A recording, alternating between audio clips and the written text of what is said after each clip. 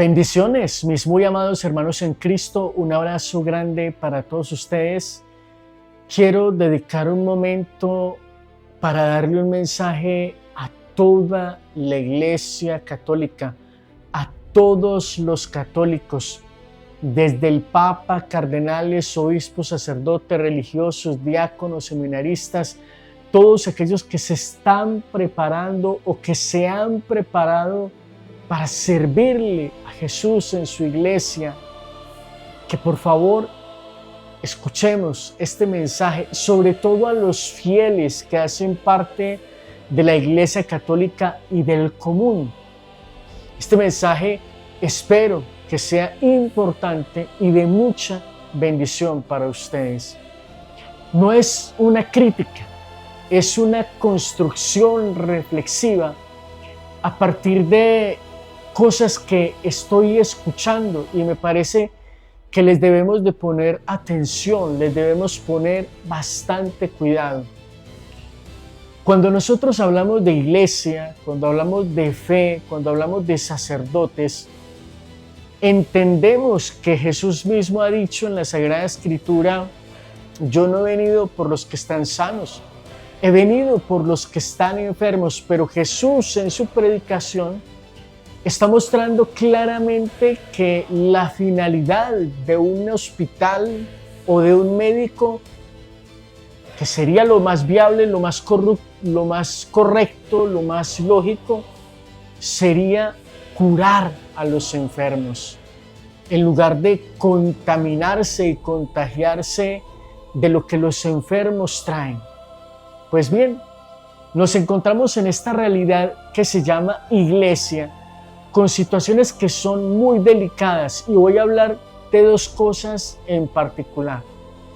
La primera, el sacerdote, que está siendo puesto por Jesús como alguien que nos forma en la fe para escucharnos, para evangelizarnos, para llevarnos a Cristo. Y el segundo, los hermanos de la comunidad, que deberían de ser personas que precisamente por estar en la iglesia y en ese lugar de transformación deberían de ser ejemplo para sus hermanos y no piedra de tropiezo ni escándalo para ambos casos. Pues en cuanto al primer caso, ayer estaba escuchando a un gran amigo acá que se llama Rubén. Rubén, muchas gracias porque me estás llevando a reflexionar sobre el papel del sacerdote, del ministro, del obispo, del papa y de todas las personas que ejercen un cargo de autoridad en la iglesia, de quienes la persona del común está esperando especial atención porque necesitan dirección espiritual. Y a veces se topan con ciertas barreras que en lugar de acercarles a Dios, lo que hacen es apartarlos más y no querer tener nada que ver con la iglesia. Y ojo, quiero que me escuchen porque esto es grave. Que una persona, a partir de lo que pase o lo que le sucede, diga: yo como que ya no creo en la iglesia, yo ya no creo en los curas, yo dejé de creer en la iglesia hace rato, y que prefieren ser una persona del común porque dicen ellos que al entrar en contacto tanto con sacerdotes como personas de la parroquia se encuentran que en la calle hay personas que sin ser religiosas, que sin ser creyentes, viven la vida de manera más ejemplar que incluso aquella persona que por ser de iglesia debería de convertirse en un ejemplo a seguir y alguien que motiva el crecimiento y la fe en otros hermanos. Entonces, gracias a Rubén, voy a hacer esta reflexión porque me parece que no la he visto en ningún lado y repito, no es criticar la iglesia, es construir algo que edifique, que nos haga pellizcar, que nos haga reflexionar sobre qué es lo que estamos haciendo nosotros con nuestra fe, con los dones que Dios nos ha dado, y que en lugar de acercar a las personas a que quieran vivir esta fe, hacemos a veces, no siempre, todo lo contrario. Me perdonan si es una reflexión un poquito larga, pero creo que tengo que contextualizar muy bien lo que está sucediendo para que ustedes puedan captar bien la idea y de alguna manera identificarse o identificar lo que está pasando con lo que deberíamos de corregir, o tal vez hacerle entender a estos hermanos que no todo es igual en todas partes y que hay personas buenas, a pesar de que ellos a veces digan: Omar, es que es un gran porcentaje de personas, de comunidades, de parroquias, de sacerdotes, los que están cayendo en este estándar. Y vamos a ir concretamente entonces primero con lo del sacerdote o lo del sacerdocio. Ellos estaban, y escúchenme bien, estaban reflexionando esto cuando yo pasaba a saludar, que venía del mercado trayendo algunas cosas para prepararme algo de comer. Me encuentro con Rubén, que se está tomando una cerveza con un compañero y con un hermano. Y entonces sucede lo siguiente. A ellos les llama fuertemente la atención cuando entran en contacto conmigo: Omitar, ¿de dónde viene? Ah, no, estaba en el supermercado trayendo unas cosas. Y entonces voltea a Rubén y le dice a su vecino: este muchacho, ahí donde usted lo ve, ha hecho unas cosas, mejor dicho, le voy a contar. Tengo un hermano que estaba sumergido en una depresión tremenda, en una situación difícil, que había ido donde psicólogos y nadie le había podido ayudar, y este joven dirigía un grupo de oración en la parroquia donde estoy actualmente, en mi barrio, en Machado, Copacabana. Y en una de tantas reuniones, Dios, a través de las enseñanzas, a través de la oración de este muchacho, sanó la vida de mi hermano. Y pues enseguida comienza a desarrollar otras cosas que ya nos van a hacer entrar en el contexto de lo que estamos observando. Mi hermano una vez, en primer lugar, nosotros buscamos un sacerdote para que nos celebrara una Eucaristía en un lugar donde queríamos que fuera.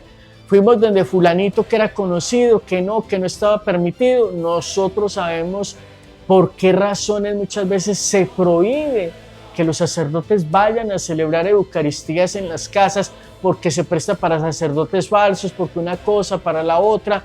Y además porque hay unos elementos pastorales que normalmente las personas del común no entienden. Y es que ellos quieren celebrar Eucaristías de manera emocional, en mi casa, en mi finca, en tal lugar, etc. Y porque quieren reunir a su familia, y son casos extraordinarios, es algo de entender.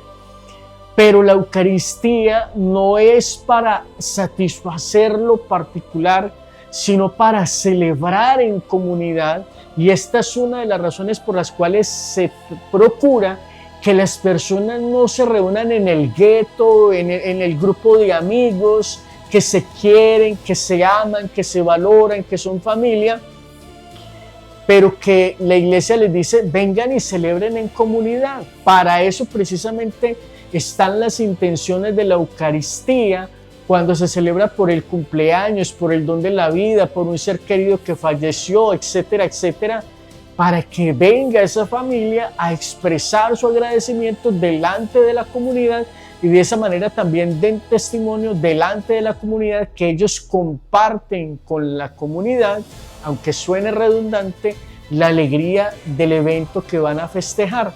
Pero cuando se reúnen en la finca, solamente son los de la familia, los que se quieren, los que se llevan bien, etcétera, etcétera, etcétera, los que tienen llavería, los que tienen comunión, los que tienen amistad, obviamente no van a invitar a las personas que no son de la familia, que no les caen bien, con quienes tienen problemas, etcétera, etcétera, etcétera. Van donde un sacerdote y dice el padre, yo no puedo ir a celebrar a ese lugar, etcétera, etcétera. Cosas que ellos muchas veces ven como trabas. Por eso estoy aprovechando este espacio para evangelizar una situación que hay en el subconsciente o en la mente de las personas, pero que muchas veces no logran entender los elementos, las circunstancias por las cuales la iglesia prudentemente trata de evitar que se celebren eucaristías fuera del templo, fuera de la parroquia, y ya son varios y las intenciones precisamente que la Eucaristía es para celebrarla en comunidad.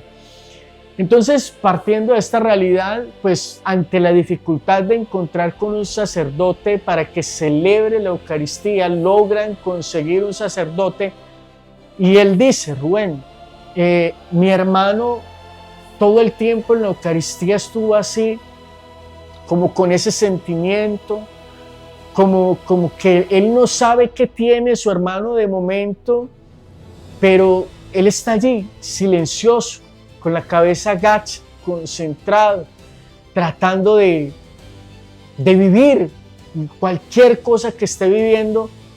Y cuando el sacerdote termina la Eucaristía, esta persona se acerca donde ese sacerdote que consiguieron. Padre, necesito hablar con usted, por favor, deme unos minutos, dirección espiritual, confesión, lo que sea. El caso es que este sacerdote dice, no puedo, estoy de afán, etcétera, por cualquier situación que el sacerdote tenga, que puede ser válida en su momento.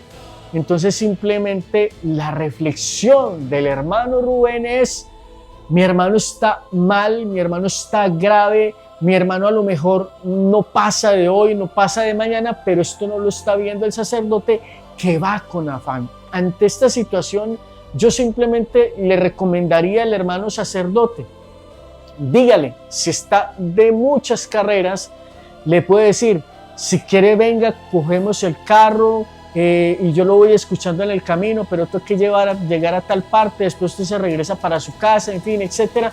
O simplemente le dice, te voy a dar 5 minutos. Si en esos 5 minutos veo que es algo de muchísima gravedad, pues entonces ya el sacerdote ve qué hace, o simplemente si ve que no es algo tan urgente y tan grave, lo programa para una cita muy pronto, para que le pueda atender en dirección espiritual. Pero eso de dejar a las personas así, pues simplemente, ¿qué me dice Rubén a mí? Omar, ¿usted cree que si Jesús se encuentra con una persona que está llevada de la porra, aparte de que pues la porra es que está en una dificultad muy grave, entonces lo dejaría así sin más ni más, sin confesión, sin atenderlo? Jesús no va a hacer eso. Esa es la reflexión que está haciendo Rubén en medio de 2 o 3 cervezas que se ha tomado. Entonces, a mí lo que se me ocurre pensar es que podríamos tratar de buscar un equilibrio, porque si yo voy a celebrar una Eucaristía en mi parroquia, si llamo y digo me voy a demorar 5 o 10 minuticos, de pronto la gente entenderá, no falta el que allí de pronto simplemente se levante enojado, que falta de respeto, etcétera, etcétera. Estoy mencionando posibilidades que se me vienen a la cabeza ante la diversidad de opiniones que se pueden presentar ante un retraso de un sacerdote para celebrar o empezar la Eucaristía a la hora en punto. Entonces pueden haber muchas situaciones, el que se para enojado, el que se va, el que entiende, el que no entiende, el que simplemente es intransigente, etcétera, etcétera. Y bueno, en fin, muchas cosas se pueden presentar. El caso es que lo que me está haciendo ver a mí Rubén en medio de sus 2 o 3 cervezas con su situación es que hay una situación de gravedad en la que a veces hay personas que necesitan ser escuchadas y no encuentran a un sacerdote disponible. Imagínense, tal era el reto que me decía o nos decía a los que estábamos ahí Rubén, cojamos el carro, eran las 7:30, 8 de la noche, cojamos el carro y vámonos para 10 parroquias a buscar sacerdotes para decirle que tenemos algo urgente para hablar con él, a ver cuántos nos responden o a cuánto nos encontramos disponibles. ¿Sí me voy a entender, mis hermanos, por dónde va el agua al molino? Y cómo estas personas de alguna manera reflexionan. Entonces dirá, a veces es más fácil hablar con un político, con un alcalde, que con un sacerdote.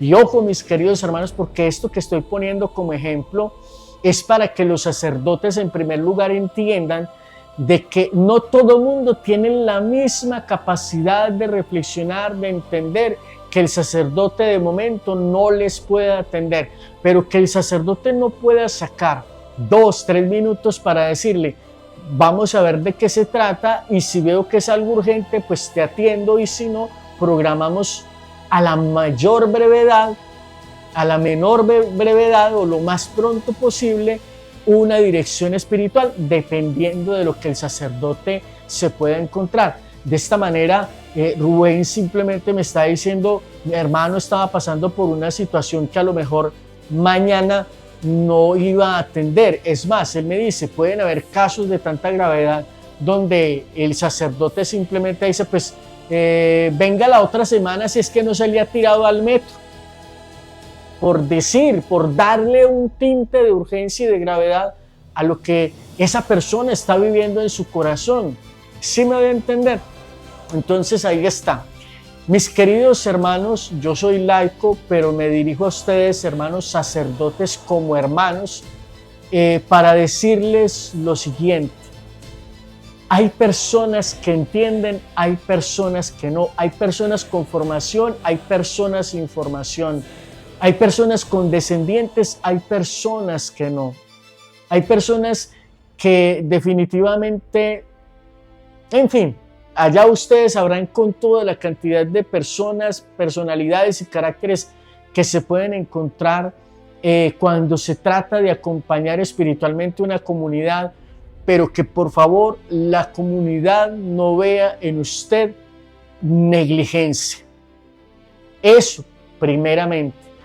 En segundo lugar, usted como sacerdote debe de comprender que Jesús lo puso al frente de una comunidad para estar al frente de esa comunidad, para vigilar las ovejas, para cuidar las ovejas, para atender al rebaño, porque muchas personas que no entienden eso simplemente lo que están diciendo es que usted se está dando una buena vida, porque ellos no ven lo que usted está viviendo, no ven lo que usted está pasando, no ven por lo que usted está trabajando, no ven las ocupaciones que ustedes tienen.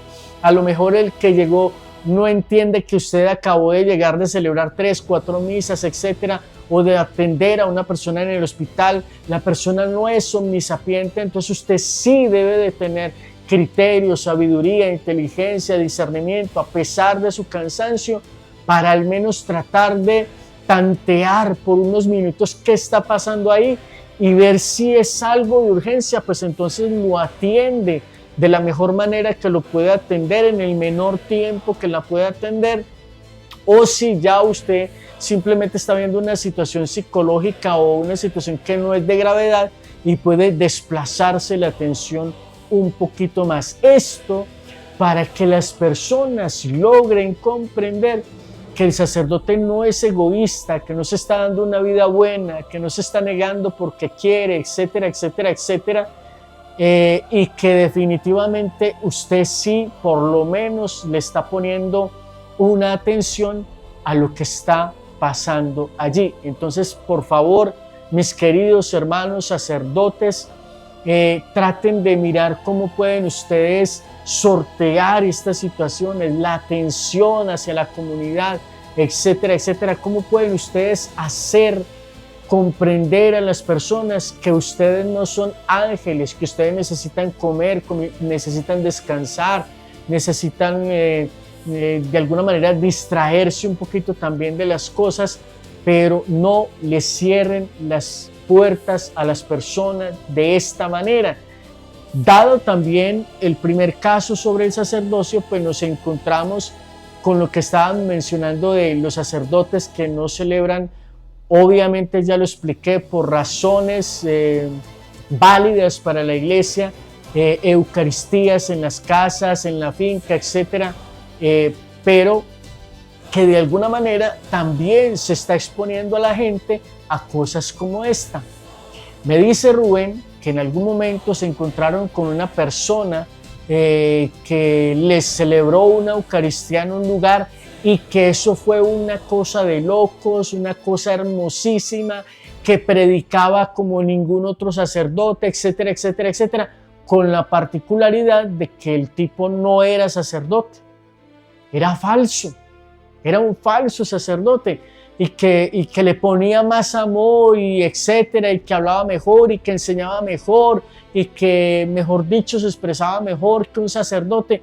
Entonces, mis queridos hermanos sacerdotes, pongan muchísima atención, que el detalle no está en complacer el capricho de la gente, sino en catequizar a las personas para que ellos comprendan cuál es el mejor momento, cuál es el mejor espacio para hacer una pequeña catequesis antes de celebrar la comunidad o dentro de la homilía, para que las personas entiendan por qué no se pueden celebrar Eucaristías fuera de la parroquia, aunque yo sé que hay sacerdotes incluso de la arquidiócesis X o Y que van y cuando tienen cercanía con una familia pues celebran la Eucaristía y no hay ningún problema.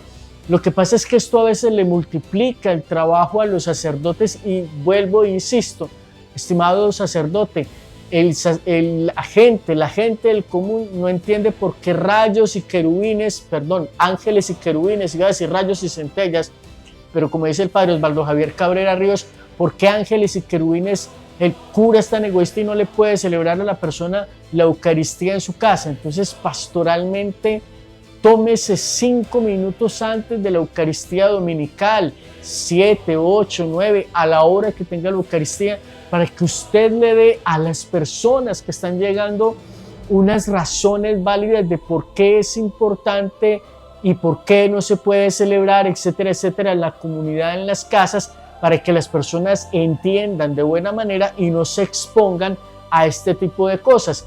Tan grave es lo que está pasando con lo que me está contando el hermano Rubén, que a él le parece más hermosa, más válida, etcétera, etcétera, etcétera, la Eucaristía que celebra este tipo que no es sacerdote a la Eucaristía que celebra un sacerdote verdadero. Y eso ahí implica un montón de cosas que yo no me voy a poner a explicar en este momento por razones pastorales de tiempo, porque hay personas que no pasan de 5 minutos de un video y tampoco quiero abusar porque ya llevamos 23 minutos en esto. De manera, mis queridos hermanos, que hay razones válidas, hay razones de peso para tratar de evitar que los sacerdotes celebren en las casas. Además, les voy a dar una.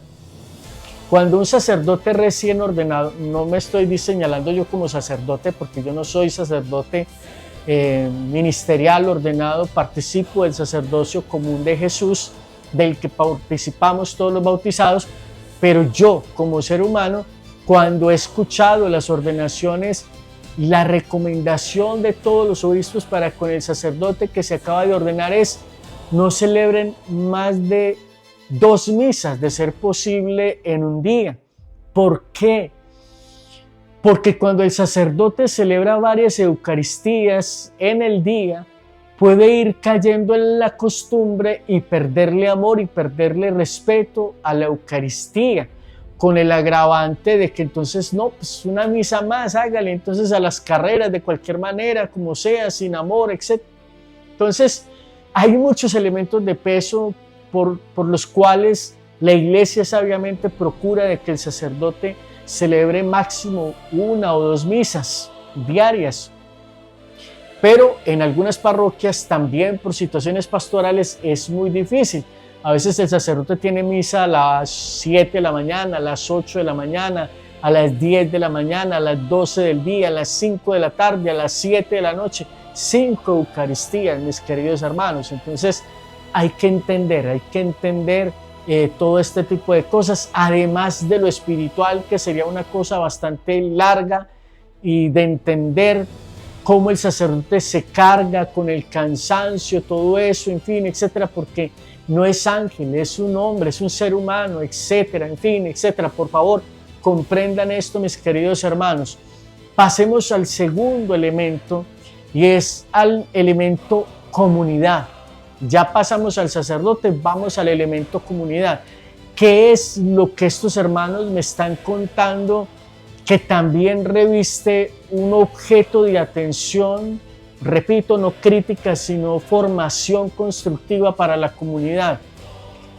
Me habla de una parroquia, no voy a decir cuál, en Antioquia, donde contratan a una persona para que cante las Eucaristías con un muy buen salario, una de las parroquias principales de X lugar en Antioquia. Y esta persona me dice, Rubén, no duró 2 meses en el cargo, con un buen sueldo, con un muy buen sueldo para cantar. Y esta persona sale, no aguanta 2 meses, sale escandalizada y dice, es mejor servirle y cantarle al mundo que estar metidos en la iglesia. Y ya les voy a decir por qué. En ese ambiente de esta parroquia están los lectores, están los ministros de la Eucaristía, los ministros, etcétera, etcétera, etcétera, y los caprichos, el carácter y el genio de cada persona, que a pesar de ser una persona creyente, a pesar de ser una persona católica, de alguna manera no da el ejemplo, no da el testimonio, no trata con amor al prójimo, que a veces incluso dicen ellos de una manera que uno no puede decir no, porque eso pasa en muchísimas parroquias donde alguien hace algo o algo le pasa a alguien y eso se vuelve una cocina, un chisme, una cosa tremendísima. Entonces los que supuestamente son los servidores del altar, los que son los ministros de las lecturas, los lectores, los ministros de la Eucaristía, de la comunión, etcétera, y son las personas que más faltan a la caridad, más faltan al amor, más faltan al respeto a estos otros hermanos. Entonces están nuevamente el hermano Rubén junto con su amigo y su hermano, los que están allí, diciendo: es mejor el ambiente en la calle que el ambiente de la parroquia. Allí donde uno ve que debería de haber amor, debería de haber fraternidad, debería de haber reconciliación, donde deberían de haber personas que den verdaderamente ejemplo, y nos encontramos con personas que son las que más están escandalizando a los pequeños, a los que acaban de llegar, al que acaba de llegar al grupo de lectores, al que acaba de llegar al grupo de ministras de la Eucaristía, etcétera, etcétera. Allí dentro están las personas que están escandalizando y no están dando ejemplo, porque es donde se da el chisme, porque es donde se da el comentario, es donde está la falta de caridad, es donde está la falta de respeto, es donde está la falta de amor. Y eso, mis queridos hermanos, es muy grave. Y estoy hablando con Rubén, que es una persona que trabajó con eventos en varias parroquias, ayudando a varios sacerdotes, etcétera, etcétera, etcétera, desde su forma de ser, desde su estilo, como sea, como ser humano. Pero que él diga: Omar, me he encontrado la mayoría de parroquias donde se presenta este fenómeno con el sacerdote y este fenómeno con los ministros de la Eucaristía, los lectores, etcétera, y el ambiente, eso es una cosa súper pesada a veces. Hermanos, yo sé que eso no sucede en todas las parroquias, yo sé que eso no sucede, pero sí me he encontrado con parroquias, porque es que, repito, la iglesia es un hospital de enfermos, pero si el enfermo, cuando viene al hospital, en lugar de querer curarse de sus situaciones espirituales, empieza a regar su problema, su chisme, su modorra, su mal genio, su mal carácter, su chisme en todas las personas que están allí, entonces, mis queridos hermanos, esto se vuelve un verdadero desastre. Entonces, tenemos que ponernos la mano en el corazón como cristianos para comprender dos cosas fundamentales. La primera, nosotros muchas veces lo que estamos viendo allá arriba que nos escandaliza es solamente el efecto, que era lo que yo trataba de decirles a ellos ayer. Ustedes, mis queridos hermanos, están viendo el efecto, la manifestación, pero no están viendo la causa, qué es lo que por debajo está moviendo todas esas cosas. Entonces estamos en un mundo, en una sociedad donde los hilos de la humanidad se manejan desde arriba, por debajo de cuerda, para crear un escenario perfecto donde las personas tomen reacciones no por lo que ven desde arriba, por debajo de cuerdas, tras bambalinas, es decir, ven el efecto pero no ven la causa, lo que hay arriba, lo que hay debajo, ellos ven el efecto, el chisme, el comentario, el sacerdote que no tiene tiempo, el sacerdote negligente, el sacerdote que no escucha, el sacerdote que, en fin, etcétera, etcétera, que cuando pasa algo escandaliza a la gente, ellos ven eso, el efecto, pero no ven la causa, lo que se mueve por debajo, motivado desde arriba, no es el Espíritu Santo, ya eso viene de otro lado,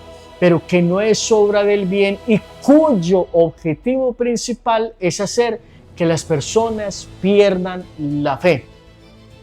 Y todo esto que les estoy diciendo tiene razón de ser en una cosa. Yo le comento al hermano Rubén o a Rubén algo que me pasó en una parroquia donde yo estoy cantando sin pedir un peso, enseguida me llaman, me dicen algo, etcétera, etcétera, que para mí es incómodo, y entonces yo le digo a Rubén, yo en lugar, pues simplemente no he vuelto a cantar a la parroquia, pero les sigo prestando servicios en otras áreas a la parroquia, etcétera, etcétera, y les estoy facilitando algo para que la parroquia funcione bien en ciertos momentos litúrgicos. La expresión de Rubén es: Omar, a usted con lo que le hicieron, yo ya no estaría en esa parroquia, yo ya no estaría sirviendo en esa parroquia. Entonces ahí está, la persona que ve la situación, la persona que ve el efecto, la persona que recibe el estímulo negativo, en lugar de actuar de una manera fuerte, negativa, negligente, me voy de la parroquia, no sirvo más, me cambio de iglesia, etcétera, etcétera, etcétera, me voy de la iglesia, lo que sea, actuando bajo la acción del Espíritu Santo, porque Rubén me está planteando otra situación. Omar, dígame si no es verdad. Entonces, ¿a qué voy yo a ir ahí a la iglesia donde está el chisme, donde está el sacerdote negligente, donde tal cosa, donde tal otra, puras cosas que le escandalizan? O mejor, simplemente no voy y yo me encuentro personas en la calle que ni cristianas son y se portan mejor que cualquier cristiano, que cualquier sacerdote o que cualquier persona. Entonces, ¿cuál de las dos cositas? O más, dígame, ¿cuál de las dos cosas es mejor? Entonces, ahí es donde yo pongo este ejemplo. La sabiduría, el discernimiento, lo que da el Espíritu Santo a un corazón, cuando ese corazón actúa con pureza de corazón y con rectitud de intención, entonces yo le digo, ni lo uno ni lo otro, porque ustedes están cayendo justamente en el engaño del maligno, en lo que el maligno quiere provocar. Y yo le digo, y se los digo a ustedes, mis queridos hermanos, en este momento en la Iglesia Católica subsisten dos realidades, dos iglesias, una iglesia verdadera y la otra falsa. Y las dos crecen en el mismo terreno, como Jesús cuando nos está hablando de la parábola del trigo y la cizaña. En un mismo campo crecen el trigo sembrado por Dios y la cizaña, que la siembra ¿quién? El maligno. ¿Y cuál es el propósito del maligno? Señor, no sembraste buena semilla, etcétera, etcétera. Vamos a arrancar con todo eso y echarlo al fuego. No, no, porque ahí en ese campo hay verdadera semilla, hay verdadero trigo y hay también cizaña. Hay que esperar a que vayan creciendo, y cuando llegue el momento de la cosecha, Dios sabe quiénes son los buenos, Dios sabe quiénes son los malos. Desde esta perspectiva, mis queridos hermanos, el Espíritu Santo a mí me da discernimiento, sabiduría, entendimiento para saber qué es lo que está pasando ahí en esa iglesia, donde hace unos días el sacerdote reúne a los grupos de la parroquia, se da cuenta que hay ciertas asperezas entre unos grupos y otros, o a veces hasta dentro de miembros de una misma comunidad, llámese lectores, llámese servidores del altar, llámese ministros de la Eucaristía, que hay algunos roces, etcétera, y les dice: por favor, transformemos las diferencias, sanemos esas asperezas, dejémonos transformar por el amor de Cristo. Y ese es el Espíritu Santo actuando a través del sacerdote, llamando a su comunidad para que tenga unidad, para que no se dejen vencer por el mal, para que venzan el mal a fuerza de bien. Y eso es lo que yo estoy queriendo compartir y enseñar a través de este llamado importante y urgente a la iglesia. Si nosotros hacemos parte de una parroquia, metámonos en la cabeza y en el corazón nuevamente. Cuando Jesús estaba evangelizando y se sentaba con publicanos y pecadores, venían algunos escribas y fariseos a criticar: este come con publicanos y pecadores. Y Jesús les dice: señores, ustedes no han entendido la dinámica del reino. Jesús no vino por los sanos, Jesús vino por los enfermos. No es el sano el que necesita al médico, es el que está enfermo. Yo no vine a llamar a justos, yo vine a llamar a pecadores. Si entendemos esta realidad de que la iglesia es un hospital para sanar a los enfermos, para liberar a los pecadores de sus debilidades, de sus flaquezas, de sus chismes, de sus divisiones, de sus cosas personales, entonces pensemos que la dinámica correcta de nuestro corazón es dejar que Jesús, a través de la iglesia, de los sacerdotes, de sus ministros, nos sane con la palabra de Dios, teniendo en cuenta la ayuda del Espíritu Santo, en lugar de colocarnos al servicio de algún ministerio en la comunidad, con mis errores, con mis fallas, con mis defectos, y convertirme en piedra de escándalo para las personas que vienen nuevas a la comunidad. Entonces, qué bueno que nosotros podamos entender esto. Tenemos que vencer el mal a fuerza de bien, porque de lo contrario, si yo me contagio de ese mal sentimiento, de esa mala expresión, de ese mal testimonio, de ese chisme, de ese hermano que me escandalizó, yo, guiado por el Espíritu Santo, digo: voy a darle a Dios lo que es de Dios, al César lo que es del César. Simplemente mi actitud es la siguiente: esta persona me dijo esto, me dijo aquello, me dijo lo uno, me dijo lo otro, a mí eso no me pareció justo, a mí eso no me gustó, pero no es razón suficiente para yo dejar de servir en la parroquia. ¿Qué voy a hacer? Voy a seguir evangelizando con mi amor, voy a seguir evangelizando con mi ejemplo, a ver si el Señor, a fuerza de amor, a fuerza de Espíritu Santo, a fuerza de bondad, logra transformar el corazón de esa persona que me habló, que me llamó la atención, que me dijo las cosas como no eran, que me regañó, que me insultó, etcétera, etcétera, etcétera. Yo, como con mi amor, comienzo a transformar, a derrumbar y a derrotar ese veneno, esa enfermedad, ese chisme, ese mal, ese carácter que no está bien en el corazón de mi hermano. Y por esa razón es que Omar es una persona que, en lugar de escandalizarse porque el cura regañó, porque el cura tal cosa, porque le faltó caridad, o porque el hermano del grupo de lector dijo algo que no era, como no era, o insultó, maltrató, o lo que fuera, yo trato de alguna manera de colocarle el bálsamo del Espíritu a eso, con los buenos dones que Dios me ha dado a mí para transformar esa realidad. La ventaja es que yo, teniendo el Espíritu Santo, sé quién está arriba, sé quién está abajo, sé lo que están queriendo mover, los efectos que quieren causar. Estoy viendo las causas de lo que produce ese efecto.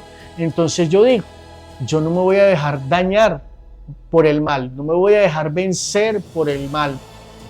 No voy a dejar que mi corazón se llene de odio, no voy a dejar que mi corazón se escandalice, no voy a dejar que mi vida pierda la fe, no voy a dejar arrancarme de la iglesia, porque a pesar de que hay dos iglesias, una verdadera y una falsa, un trigo y una cizaña, yo con el discernimiento del Espíritu detecto al buen sacerdote, detecto al buen líder y detecto lo que Dios quiere hacer en mí y en nosotros, y por esa razón no actúo como el maligno, causa principal por debajo de cuerda, genera en el ambiente como efecto para tratar de escandalizarme y hacerme perder la fe, sino que guiado por el Espíritu Santo, yo no me dejo robar la paz. La paz que solamente Dios puede dar. La paz que nadie me puede quitar. La paz que no me da el mundo. Porque el mundo no tiene paz, el mundo no puede dar paz. El único que puede dar paz es Jesús. Entonces, nada de lo que sucede a mi alrededor, arriba, abajo o en el medio, me roba la paz y me roba el tesoro de tener a Jesús en mi corazón. Y si eso es así, yo respondo a esos efectos desde la gracia y la acción del Espíritu Santo.